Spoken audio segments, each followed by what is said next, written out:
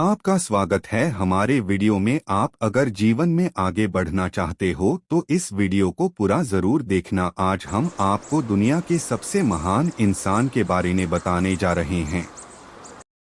गौतम बुद्ध की कहानी शेयर करें। बुद्ध के उपदेशों में अहिंसा, करुणा और दया के महत्व पर भी जोर दिया गया है। बुद्ध कहते हैं कि हमें सभी जीवों से प्रेम करना चाहिए और उनका दुख दूर करने का प्रयास करना चाहिए। अहिंसा, करुणा और दया के मार्ग पर चलकर हम अपने जीवन में शांति और आनंद पा सकते हैं। महात्मा बुद्ध के उपदेश, विचार और कहानियां जीवन में सकारात्मक बदलाव लाने में बहुत मददगार हैं। बुद्ध के उपदेशों में दुख से मुक्ति पाने के लिए सच्चाई, दया और करुणा के मार्ग पर चलने की शिक्षा दी गई है। उनके विचारों में जीवन के प्रति एक सकारात्मक दृष्टिकोण और दूसरों के प्रति प्रेम और सहानुभूति की भावना शामिल है। उनके कहानियों में जीवन के विभिन्न पहलुओं और चुनौतियों के बारे में शिक्षाप्रद सीखें मिलती हैं। बुद्ध की कहानियां भी हमें जीवन के कई महत्वपूर्ण पाठ सिखाती हैं। इन कहानियों में हमें बताया गया है कि कैसे हम अपने जीवन को बेहतर बना सकते हैं। बुद्ध की कहानियां हमें प्रेरित करती हैं और हमें जीवन में सकारात्मक बदलाव लाने के लिए प्रोत्साहित करती हैं। आज की कहानी में हम बुद्ध की एक कहानी आपके साथ साझा कर रहे हैं। आशा है आपको यह कहानी पसंद आएगी और आपको इस कहानी से कुछ सीखने को मिलेगा। आप क्या लेना पसंद करेंगे? उदासी या मुस्कान? एक बार बुद्ध एक गांव से गुजर रहे थे, लेकिन उस गांव में लोगों के बीच गौतम बुद्ध को लेकर गलत धारणा थी, जिस कारण वो बुद्ध को अपना दुश्मन मानते थे। जब उस गांव में बुद्ध आए तो गांव वाले उन्हें बहुत भला बुरा कहने लगे और बदुआएं देने लगे।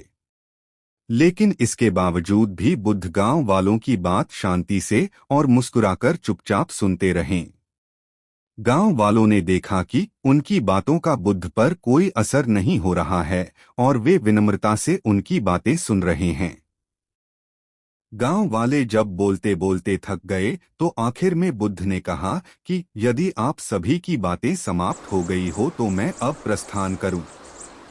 बुद्ध की बात सुनकर गांव वाले हैरान रह गए।